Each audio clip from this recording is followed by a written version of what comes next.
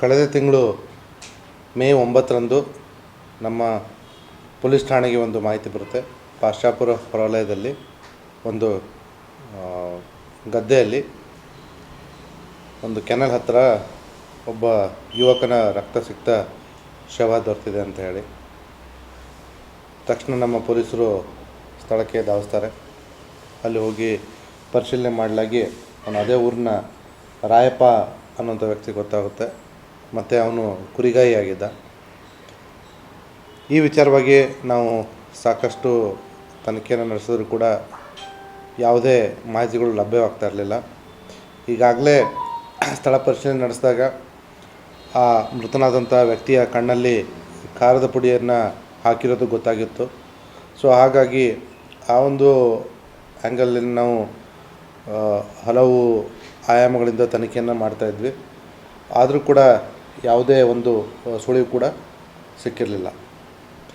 ಆದರೆ ನಮ್ಮ ಯಮಕನಮರಡಿ ಪೊಲೀಸರು ಛಲಬಿಡದ ತ್ರಿವಿಕ್ರಮನಂತೆ ಸತತವಾಗಿ ಈ ಕೊಲೆಯ ಹಿಂದೆ, ಕೊಲೆಯ ಗುಮಾನಿಯ ಸುತ್ತ ತಮ್ಮ ತನಿಖೆಯನ್ನು ನಡೆಸಿದಾಗ ಕಂಡುಬಂಥ ಅಂಶ ಏನಪ್ಪ ಅಂತಂದರೆ, ಈ ಕೊಲೆಯನ್ನು ಸ್ವತಃ ರಾಯಪ್ಪನ ತಮ್ಮನಾಗಿರ್ತಕ್ಕಂಥ ಬಸವರಾಜನೇ ಮಾಡಿರ್ತಕ್ಕಂಥದ್ದು ಅಂತ.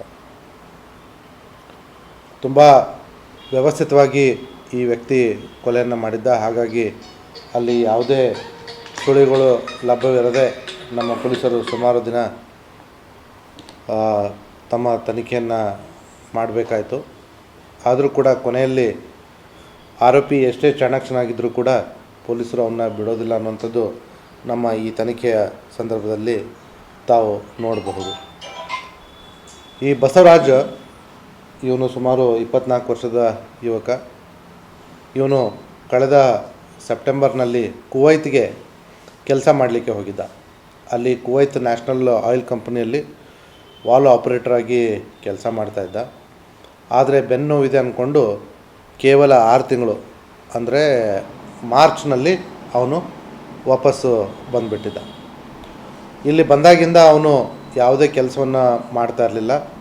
ಈ ಇಡೀ ಕುಟುಂಬಕ್ಕೆ ಈ ಕೊಲೆಯಾದಂಥ ರಾಯಪ್ಪನೇ ಆಧಾರವಾಗಿದ್ದ. ರಾಯಪ್ಪ ಒಬ್ಬನೇ ಮನೇಲಿ ಕೆಲಸ ಮಾಡ್ತಿದ್ದ. ಈ ವಿಚಾರವಾಗಿ ಈ ಸಹೋದರರ ನಡುವೆ ಗಲಾಟೆ ಆಗ್ತಾಯಿತ್ತು. ರಾಯಪ್ಪನಿಗೆ ಇನ್ನೊಬ್ಬನು ಸಹೋದರ ಇದ್ದಾನೆ, ದುಂಡಪ್ಪ ಅಂತ. ಅವನು ಕೂಡ 25 ವರ್ಷ PUC ಮುಗಿಸಿದ್ದಾನೆ. ಅವನು ಕೂಡ ಇನ್ನೂ ಯಾವುದೇ ಕೆಲಸವನ್ನು ಮಾಡ್ತಾ ಇರಲ್ಲ.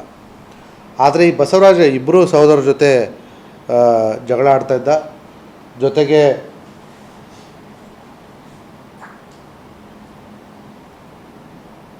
ಈ ಕೆಲಸದ ವಿಚಾರವಾಗಿ ರಾಯಪ್ಪ ಕೂಡ ಅವನಿಗೆ ಬೈತಾ ಇದ್ದ.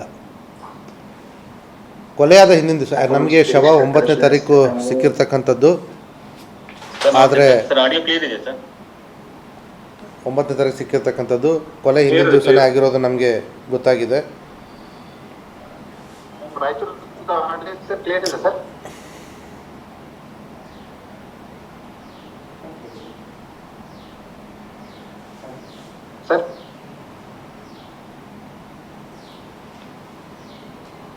ಕೊಲೆ 8ನೇ ತಾರೀಕು ಆಗಿರ್ತಕ್ಕಂಥದ್ದು. ಈಗ ಈ ಕೊಲೆ ಹಿನ್ನೆಲೆಯನ್ನು ಪರಿಶೀಲಿಸಿದಾಗ ನಮಗೆ ತನಿಖೆಯಲ್ಲಿ ಕಂಡುಬಂದಂಥ ಮಾಹಿತಿ ಏನಪ್ಪ ಅಂತಂದರೆ, ಹಿಂದಿನ ದಿವಸ ಅಂದರೆ 7ನೇ ತಾರೀಕು ಕೂಡ ಮನೆಯಲ್ಲಿ ಈ ವಿಚಾರವಾಗಿ ತುಂಬ ದೊಡ್ಡ ಗಲಾಟೆ ಆಗಿತ್ತು. ಗಲಾಟೆಗೆ ಬಸವರಾಜು ಬೇರೆ ಕಡೆ ಹೋಗಿದ್ದ. ತದನಂತರ ಮತ್ತೆ ಮರುದಿವಸ ಬೆಳಗ್ಗೆ ಬರ್ತಾನೆ ಮನೆಗೆ. ಮರುದಿವಸ ಬಂದಾಗಲೂ ಕೂಡ ಬೆಳಗ್ಗೆ ಗಲಾಟೆ ಆಗುತ್ತೆ ಅಣ್ಣ ತಮ್ಮಂದ್ರ ನಡುವೆ. ತಂದೆ ಅದನ್ನು ನೋಡಿರ್ತಕ್ಕಂಥದ್ದು ಇದೆ. ತದನಂತರ ಈ ಗಲಾಟೆ ಮುಗಿದು ಹೋಗುವಂಥ ಸಂದರ್ಭದಲ್ಲಿ ರಾಯಪ್ಪ ಹೋಗ್ತಾನೆ, ನಾನು ಕುರಿನ ಮೇಯಿಸಲಿಕ್ಕೆ ಕೆನಲ್ ಹತ್ರ ಹೋಗ್ತಾ ಇದ್ದೀನಿ ಅಂತ ಹೇಳ್ಬಿಟ್ಟು. ಆ ಒಂದು ಮಾಹಿತಿ ಏನು ಇವನಿಗೆ ಲಭ್ಯವಿರುತ್ತೆ ಬಸವರಾಜಿಗೆ, ಅದನ್ನ ತಲೆಯಲ್ಲಿ ಇಟ್ಕೊಂಡು ಇವನು ತನ್ನ ಫೋನನ್ನು ಮನೆಯಲ್ಲೇ ಚಾರ್ಜಿಂಗಿಗೆ ಇಟ್ಬಿಟ್ಟು ತನ್ನ ಅಣ್ಣನ ಹುಡುಕ್ಲಿಕ್ಕೆ ಹೋಗ್ತಾನೆ. ಹುಡುಕಕ್ಕೆ ಹೋಗೋಕ್ಕಿಂತ ಮುಂಚೆನೇ ಮನೇಲಿರ್ತಕ್ಕಂಥ ಖಾರದ ಪುಡಿಯನ್ನು ಕೂಡ ತೆಗೆದುಕೊಂಡು ಹೋಗಿರ್ತಾನೆ. ಅಲ್ಲಿ ಹೋಗಿ ಫಸ್ಟು ಕೆನಲ್ ಹತ್ರ ನೋಡ್ತಾನೆ, ಅಲ್ಲಿ ಇರಲ್ಲ. ಮತ್ತು ಅಲ್ಲೆಲ್ಲ ಕಡೆ ಹುಡುಕ್ತಾನೆ. ಹುಡುಕಿದಂಥ ಸಂದರ್ಭದಲ್ಲಿ ಒಂದು ಮರದ ಕೆಳಗಡೆ ಇವನು ಮೃತನಾದಂಥ ರಾಯಪ್ಪ ತನ್ನ ಮೊಬೈಲ್ ಫೋನಲ್ಲಿ ರೀಲ್ಸನ್ನು ನೋಡಿಕೊಂಡು ಕೂತಿರ್ತಾನೆ. ಆ ಒಂದು ಸಂದರ್ಭದಲ್ಲಿ ಇವನು ಹಿಂದ್ಗಡೆಯಿಂದ ಬಂದು ಅವನು ಸ್ವಲ್ಪ ತಿರುಗಿದಂಥ ಸಂದರ್ಭದಲ್ಲಿ ಅವನ ಮುಖದ ಮೇಲೆ ತಾನು ತಂದಿರ್ತಕ್ಕಂಥ ಖಾರದ ಪುಡಿಯನ್ನು ಅವನ ಕಣ್ಣಿಗೆ ಹಾಕ್ಬಿಡ್ತಾನೆ, ಉಜ್ಜುತ್ತಾನೆ, ಮುಖದ ಮೇಲೆ ಎಸಿತಾನೆ. ಅದು ಅವನ ಕಣ್ಣಿಗೆ ಹೋಗಿ ಅವನು ಯಾರು ಏನು ಅಂತ ಗೊತ್ತಾಗದೆ ಒಂದು ಸ್ಥಿತಿಯಲ್ಲಿರ್ತಾನೆ. ತದನಂತರ ಇವನು ಅವನ ಕೊಲೆಯನ್ನು ಮಾಡ್ತಾನೆ, ಕಲ್ಲನ್ನು ತೆಗೆದುಕೊಂಡು ಅವನ ತಲೆ ಮೇಲೆ ಜಜ್ಜಿ. ತದನಂತರ ಏನೂ ಆಗೇ ಇಲ್ಲ ಅನ್ನೋ ರೀತಿಯಲ್ಲಿ ವಾಪಸ್ ಮನೇಲಿ ಹೋಗಿ ಮನೇಲಿರ್ತಾನೆ. ಇಡೀ ದಿವಸ ಅವನು ಬರದೇ ಇದ್ದಾಗ ಇವನು ತಲೆನೇ ಕೆಡಿಸ್ಕೊಳ್ಳಲ್ಲ. ಕೊನೆಗೆ ಸಂಜೆ ಯಾವಾಗ ಇವನು ರಾಯಪ್ಪ ಕುರಿಯನ್ನು ಮೇಯಿಸ್ಲಿಕ್ಕೆ ತಗೊಂಡೋಗಿರ್ತಾನೋ, ಆ ಕುರಿಗಳು ತಾನಾಗಿ ಕೆಲವೊಂದಿಷ್ಟು ಮನೆಗೆ ಹಳ್ಳಿಗೆ ಬರ್ತವೆ. ಸೊ ಆ ಸಂದರ್ಭದಲ್ಲಿ ತಂದೆ ಹುಡುಕ್ಲಿಕ್ಕೆ ಒಂದು ಪ್ರಯತ್ನ ಮಾಡ್ತಾನೆ. ಸೊ ಆವಾಗ ಇವನು ಕೂಡ ಎಲ್ಲ ಕಡೆ ಹುಡುಕ್ದಂಗೆ ಮಾಡಿ ಎಲ್ಲೂ ಇಲ್ಲ ಅನ್ನೋ ರೀತಿಯಲ್ಲಿ ಒಂದು ಮಾಹಿತಿಯನ್ನು ಮನೆಗೆ ತಂದು ಕೊಡ್ತಾನೆ. ಮರುದಿವಸ ಬೆಳಗ್ಗೆ ನಮಗೆ ಶವ ಸಿಗುತ್ತೆ. ತದನಂತರ ನಮಗೆ ಯಾವುದೇ ಒಂದು ಕುರುಹುಗಳು ಸಾಕ್ಷ್ಯಗಳು ಅಲ್ಲಿ ಲಭ್ಯವಿಲ್ಲದಿರೋದ್ರಿಂದ ಸುಮಾರು ದಿನಗಳ ಕಾಲ ನಾವು ತಡ್ಕಾಡಬೇಕಾಗುತ್ತೆ. ಬಟ್ ಕೊನೆಗೂ ನಮ್ಮ ಪೊಲೀಸರು ಆರೋಪಿಯನ್ನು ಹಿಡಿಯುವಲ್ಲಿ ಯಶಸ್ವಿಯಾಗಿದ್ದಾರೆ.